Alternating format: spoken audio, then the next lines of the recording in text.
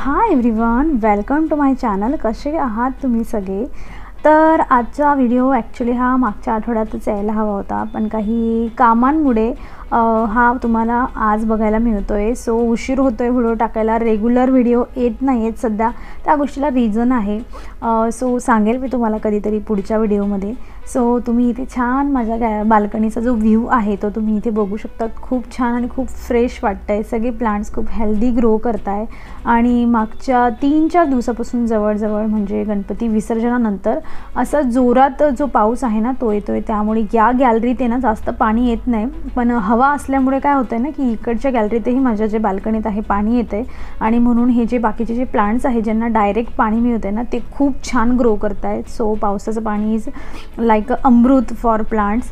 So ही सगळ्यांची growth खूप छान होती आहे. आणि हे जे तुम्ही बर्ड्स वगैरे खाली पडलेले बघताय ते हवेमुळेच ते तुटून खाली पडलेलं आहे.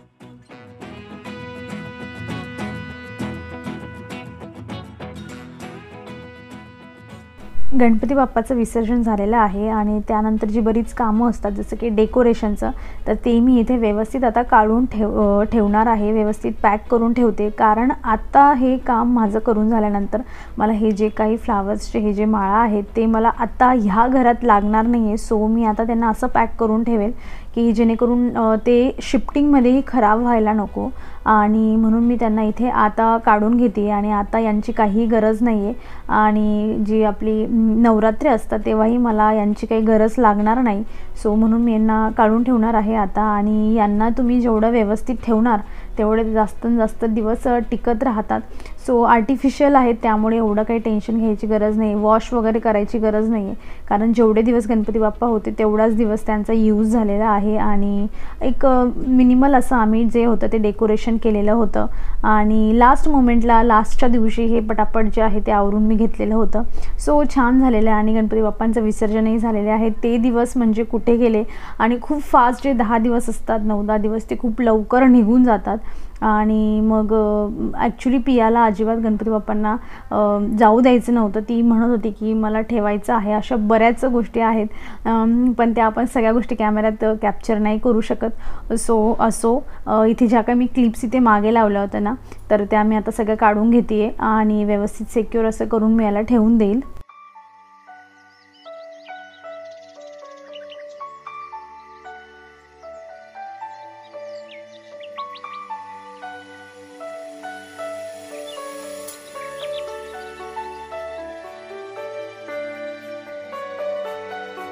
घरात ॲक्च्युली आता अशा बऱ्याच गोष्टी आहेत ना ज्या मला असं वाटतं की महिन्याभरात मला लागणार नाही आहे. सो मी त्या गोष्टी आता हळूहळू ज्या आहेत त्या पॅक करायला सुरुवात केली आहे. मागच्या आता म्हणजे 2-1 व्लॉगपासून तुमच्यासोबत ह्या गोष्टी मी शेअर करते, बिकॉज एक उत्साह आहे की स्वतःच्या घरी जायचं आहे आपल्याला. आणि ज्या गोष्टीची आपण वाट बघत असतो ती गोष्टीबद्दल आपल्याला एक्साइटमेंट थोडी जास्तच असते.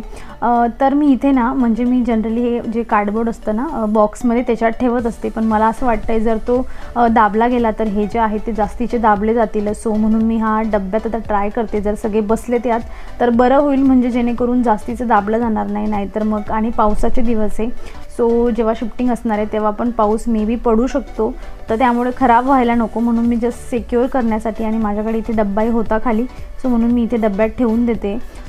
तर मी इथे थोडं दाबण्याचा प्रयत्न करून त्यांना कसं तरी इथे माऊ घालून देईल. आणि एकदाच हा डब्बा पॅक झाला की आता डायरेक्ट तो पुण्यालाच उघडणार आहे. त्यामुळे इथे जवळपास माझे सगळेच आता जे फ्लावर्स आहेत, ज्या माळा आहेत ते इथे बसून गेलेले आहेत. म्हणजे प्रत्येक वेगवेगळ्या गोष्टीतून शोधून काढण्याची गरज नाही. एक डब्बा उघडला की सगळ्या गोष्टी डोळ्यासमोर आपल्याला मिळत असतात. तर असं जर ऑर्गनाईज करून ठेवलं तर मग त्यावेळी सणांच्या वेळी खूप घाई गडबड नाही होत. सो माझं हे काम खूप छान इथे झालेलं आहे. आणि पुढच्या वेळेला एक डब्बा काढला की मला सगळ्या इथे ज्या माळा आहेत त्या मिळून जातील.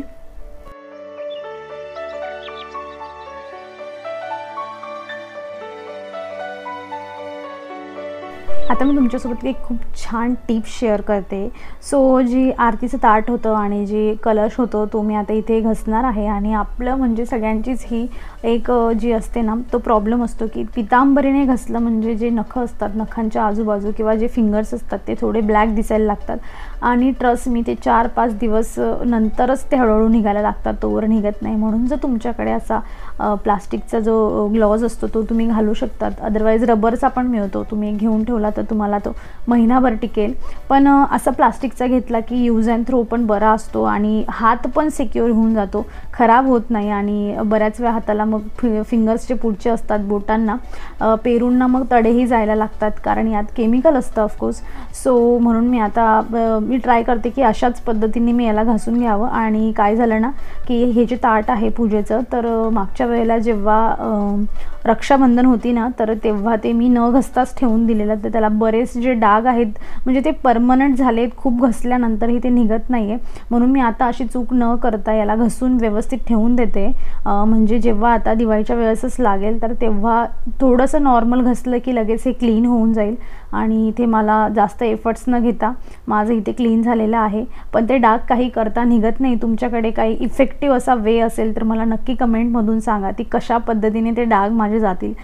बिकॉज चांगलं आहे ते ताट अजून आणि नवीन घ्यायची इच्छा तर नाही आहे. सो असेल काही तुमच्याकडे टिप तर नक्की माझ्यासोबत शेअर करा. आणि मी हे नंतर काय करते ना की हँडवॉश लावून त्याला थोडं धुवून टाकते, म्हणजे त्यांची जे चकाकी असते ना ती थोडी छान होऊन जाते आणि पाणी त्यावर थांबत नाही. म्हणून मी प्रत्येक वेळा जे आहे हँडवॉशने असं मी किंवा मग डिशवॉश लिक्विडने मी धुवून काढत असते. सो इथे माझं हे धुवून झालेलं आहे आणि यांनाही मी आता छान पॅक करून जे आहे कोरडं करून जे आहे ना ते ठेवून देईल, कारण गरज नसणार आहे यांची.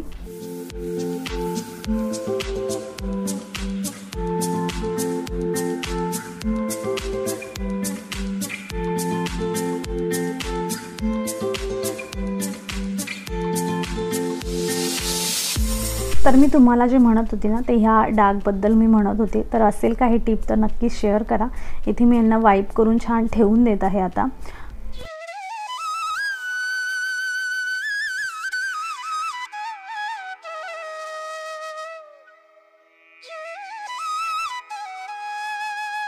आणि हे ॲक्च्युली मी विसर्जनाचा क्लिप तुमच्यासोबत शेअर करते. इथे हा पियाचा मूड आहे.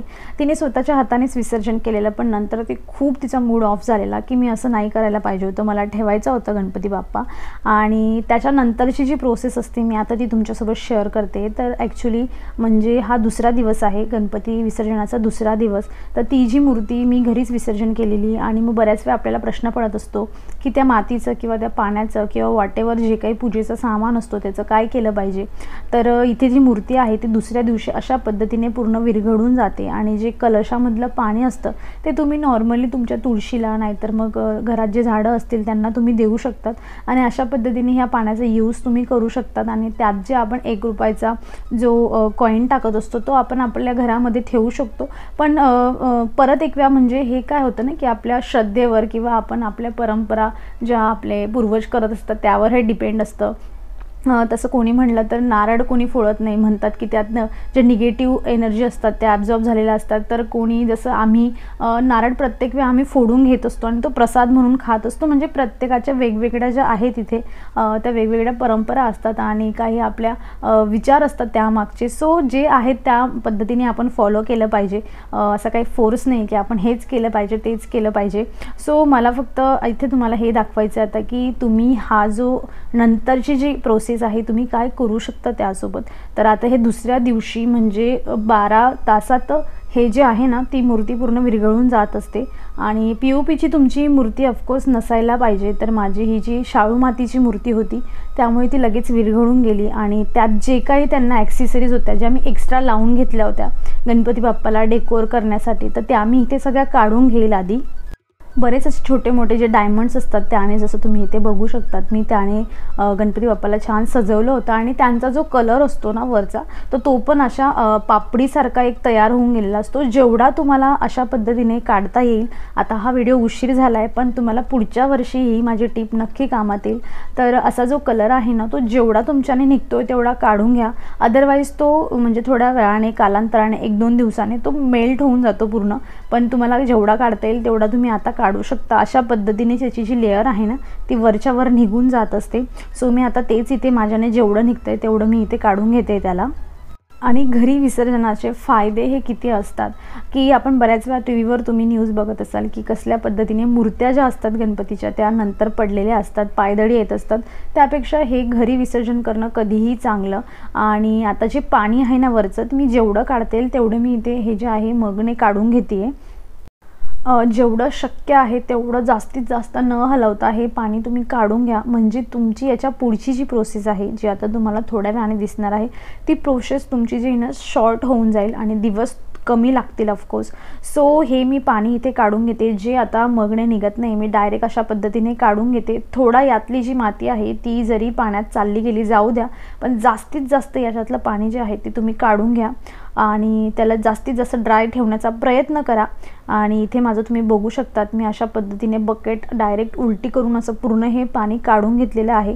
आणि इथे तुम्ही हा बघू शकतात, तो हा जो क्ले आहे तर हा आता तुमच्यासाठी रेडी होणार आहे. तुमच्या मुलांना जर तुम्हाला क्लेने काही शिकवायचं असेल, त्यांना क्ले द्यायचा असेल खेळायला, तर तुम्ही हा त्यांना देऊ शकतात. अजून नाही, 2-4 दिवस लागतील याला. आणि आता ही जो कलर दिसतोय ना, तर तो मी इथून काढून घेते. आणि आता आपल्याला काय करायचं आहे की हा जो क्ले आहे, ही माती आहे, ही सुकवून घ्यायची आहे.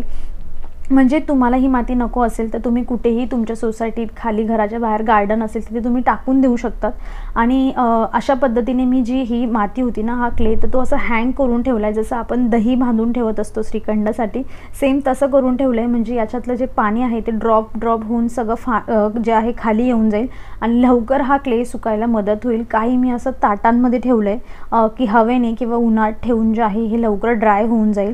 आणि ह्या गोष्टीला तुम्हाला 2-3 दिवस लागतील. आणि अगेन हे डिपेंड आहे की वातावरणावर, पावसाचं वातावरण आहे की उन्हाचं वातावरण आहे, त्याच्यावर हे सुकण्यावर डिपेंड आहे. सो मला तर इथे 3 दिवस लागलेले आहेत आणि माझा क्ले जो आहे हा तयार झालेला आहे इथे. आणि म्हणजे 3 दिवसात, आणि पावसाचं वातावरण होतं महत्त्वाचं, तरीही तो झालेला आहे. आणि हे जे बकेटमध्ये तुम्ही जे पाणी आता निघालं आहे ना, हे तुम्ही तुमच्या खाली सोसायटीत गार्डनमध्ये किंवा ज्या पायदळी येणार नाही असं कुठेतरी कोपऱ्यात हे पाणी तुम्ही टाकून देऊ शकतात. आणि ह्या पाण्याची अशी विल्हेवाट तुम्ही लावू शकतात.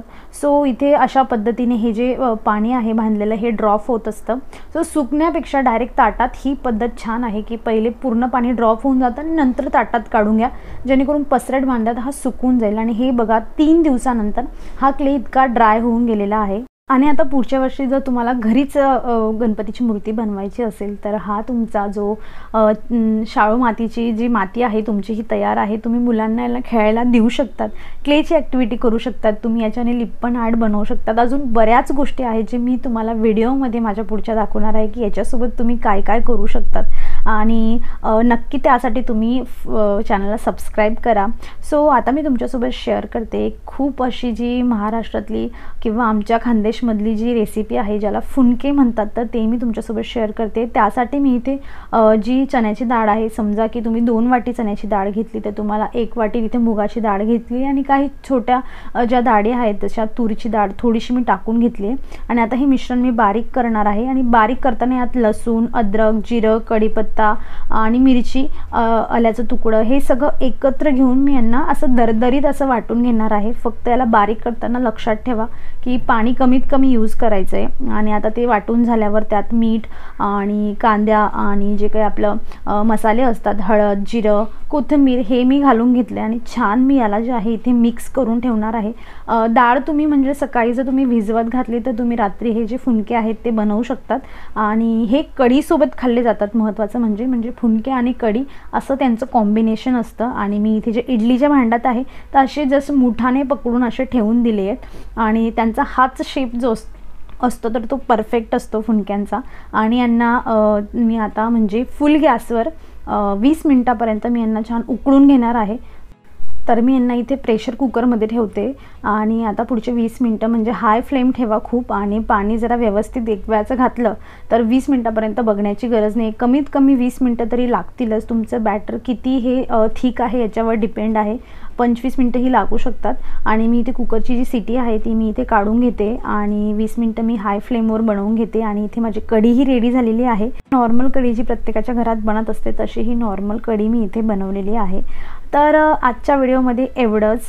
तर अपेक्षा करते मी की तुम्हाला काहीतरी टिप्स माझ्या आवडल्या असतील आजच्या व्हिडिओमध्ये. आणि जर काही आवडलं असेल तर नक्की व्हिडिओला लाईक करा, शेअर करा, चॅनलला सबस्क्राईब केल्याशिवाय जाऊ नका. आपण भेटूया अशाच पुढच्या व्हिडिओमध्ये. तर स्वतःची काळजी घ्या. Take care and bye.